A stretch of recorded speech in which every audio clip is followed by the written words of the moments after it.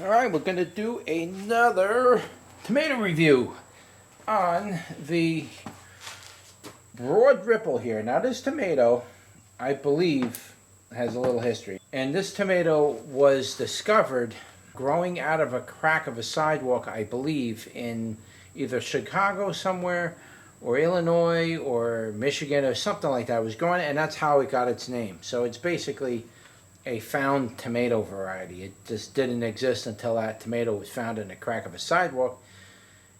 And how it got there and what variety it may have been before that, nobody knows. Nobody will ever know that. It could be another variety that looks similar to this, but I have to say that I don't know of too many pimpinellifolium tomatoes that are generally yellow or orange. They're real orange now because they've been sitting out here for like 2 weeks. And I haven't had a chance to do the tomato review, so now they're all starting to ripen and rot. And that's no good because now I don't have fruit that's ready. The bird's been picking off all the tomatoes I have out there outside already, so that's not good. But there it is. That is the broad ripple yellow. I think there might be a broad ripple pink or red version out there. I'm not 100% sure, but this is the yellow golden version. And here, I'll give you a better look at the, I have to zoom all the way out so you could focus. That's the only way. The camera, something's wrong with the camera, and I don't have $5,000 to buy a new one. So, yeah, I have to work with what we got. But that's it. That's what it looks like on the inside. The bricks on this, it's reading almost 6. You could basically say 6 on the bricks. So that's kind of low for a currant tomato. It should be a little higher than that. Maybe I'm just waiting too long with these tomatoes. They're just sitting on my counter too long. You know, I probably got about 30 varieties sitting up here waiting to be reviewed, and each one of these varieties could take anywhere between 20 minutes to 45 minutes to, you know, film, do the photographs of it, process it, write the logs in, do the video on it. It takes me almost 45 minutes each one of them. You can imagine how long 30 varieties by themselves are going to take me to do. So that's why they sit here, because I just don't have the time to drop everything I'm doing and start doing these reviews. But let's do a taste test and see what it tastes like. Tangy, a little bit of sweetness. They're so small, it's hard to really grab any flavor out of it. I got to eat a whole one, guys. They're too small. I can't get the flavor. I eat that whole one. Alright, so what I'll say is it's a little bit tangier than sweet. I'd say the sweet is probably about 25 to 30 on the sweetness. Tanginess was probably around 35. It was a little on the high side. Just seems like a bunch of my tomatoes are kind of on the tangy side this year, but a little on the high side. It also had a little tardiness to it, but it's not bad. It was pretty good. I could munch them down all day long. And it's not a bad balance. It says, what can you do with them? Well, it's a currant tomato, guys. I mean, what can you do with any currant tomato? You can make sauces with them. I throw them in salads. What's good with these kind of tardy tomatoes in salads is that you throw these tardy ones in salads.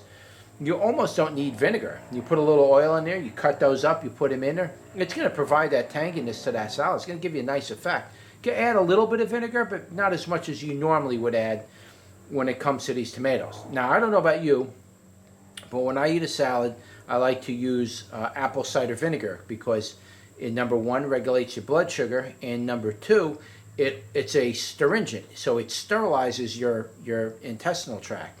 So if there's anything weird going on inside your gut somewhere that probably shouldn't be going on, if you're consuming vinegar on a regular basis, it's going to it's basically going to sterilize all that, and so you don't have to worry about it. So I use a lot of vinegar in my salads. What I'm saying is you may not necessarily need to add as much vinegar when you got these really tangy tomatoes, because it's really going to add a lot of tartness to it. You know, every time you pick up a spoon or a forkful that has lettuce and a piece of that tomato in there, you're going to get a nice tang from that.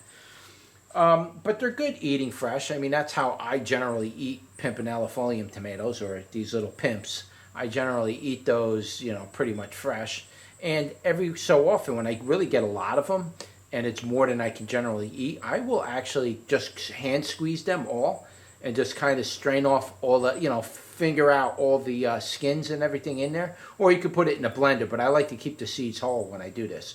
because when you do this, your sauce, that bucket that fills up with the sauce from squeezing those, it's basically almost all seeds. So grinding them up in a blender is probably not a good idea.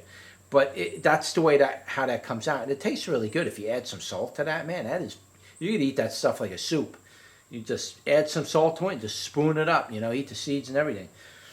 But yeah, you can make a sauce with them. I've made sauces with those, and they're not bad. They're also good if you're going to make sauce with these. They're also good to add to your regular tomato sauce. So you might have like a plum tomato or a Roma tomato. Maybe it's not really carrying a whole lot of flavor, and you want to spike that tanginess up a little bit. You throw a few handfuls of these types of pimps in your sauce. Boy, that's going to really richen up the flavor in it. Believe me, it makes your sauces taste a lot better. On any time you add any kind of pimp to any sauce, the pimp's got a very intense type of flavor that really enhances tomato sauce, in my opinion.